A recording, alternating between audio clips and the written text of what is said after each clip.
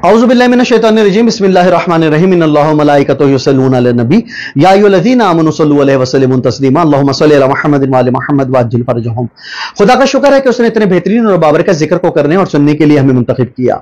सामने मोहतरम, जहां पर हमारी बहुत सारी दुआएं कबूलियत की मंजिल पर पहुंच जाती हैं, वहां पर कुछ दुआएं कबूलियत की मंजिल पर नहीं पहुंच पाती। बहुत सारे मोमिन मोमिनात जब हमसे ये सवाल करते हैं कि आया ऐसी क्या वजूहात हैं कि जब हम अल्लाह से एक दुआ को बार बार मांग रहे होते हैं और वो दुआ अब तक खुदा की बारगाह में मुस्तजाब नहीं हुई, ऐसे कौन से अवामिल हैं? हमें ये सोचना होगा कि आया ऐसे कौन से ऐसे अवामिल हैं कि खुदा ताला हमारी दुआ को अपनी बारगाह में कबूल मंजूर नहीं फरमा रहा। वो खुदा जो कुरान मजीद में ये इरशाद फरमाता है कि वल्लाहु खैरुर राज़िकीन, कि वो अल्लाह तो बेहतरीन रिस्क देने वाला है, तो फिर बहुत सारे लोग रिस्क में तंगी की शिकायत क्यों करते हैं? वो खुदा जो कुरान मजीद में बार बार नेमतों का तस्करा कर रहा है, तो बहुत सारे लोग नेमतों में कमी की शिकायत क्यों करते हैं? मालूम हुआ सामने मोहतरम कि हमारे कुछ अमाल ऐसे हैं कि जो खुदा की नेमतों को नहीं समेट पा रहे।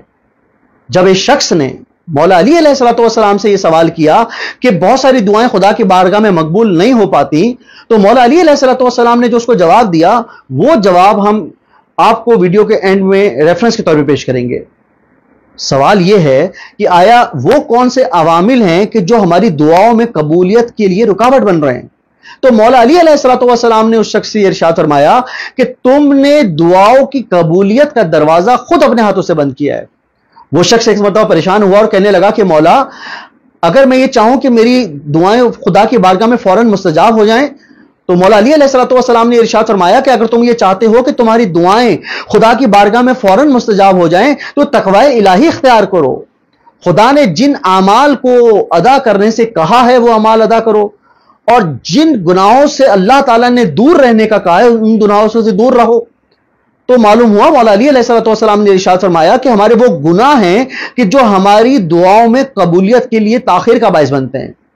सामने मोहतरम, आजकल के हमारे इस माशरे में अगर हम देखें तो मैं चंद गुनाहों की तरफ इशारा करूंगा कि हम अल्लाह से ये शिकवा तो करते हैं, या हम लोगों से तो ये शिकवा करते हैं कि हम ये दुआ मांग रहे हैं, हमारी ये दुआ कबूल नहीं हो पा रही।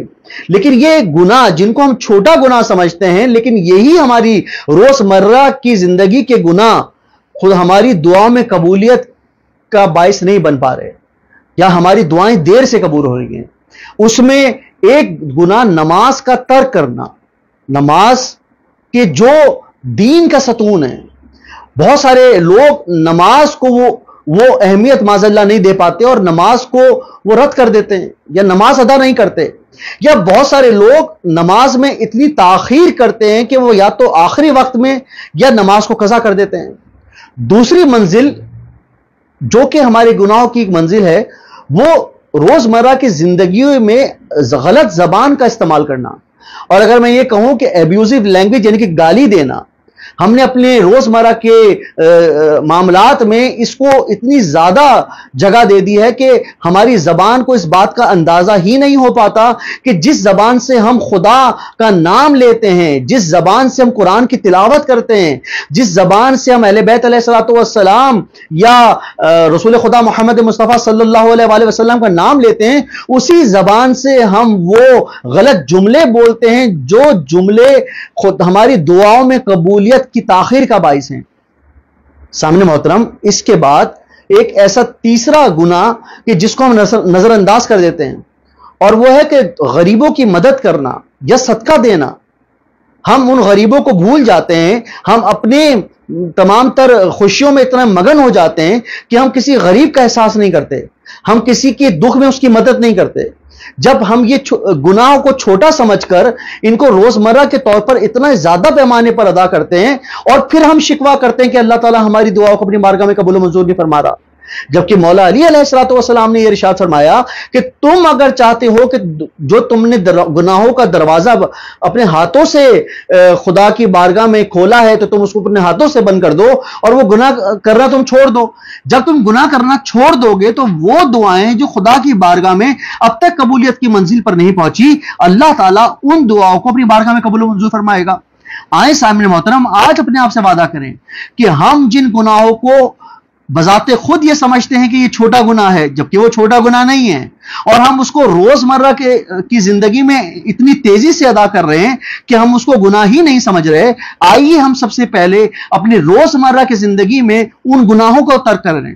अगर हम नमाज नहीं पढ़ते तो बाकायदगी से अव्वल वक्त में नमाज पढ़ें। अगर हम झूठ बोलते हैं तो झूठ बोलना तर्क करें।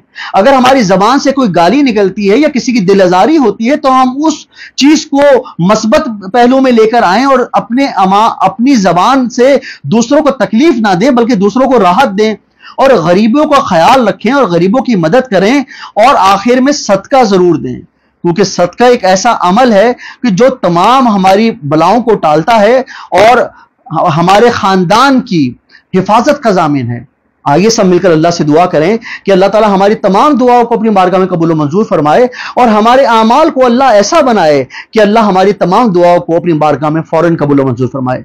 आमीन सुबह आमीन या रब्बल आलमीन। इल्तमास दुआ। वस्सलामु अलैकुम व रहमतुल्लाह।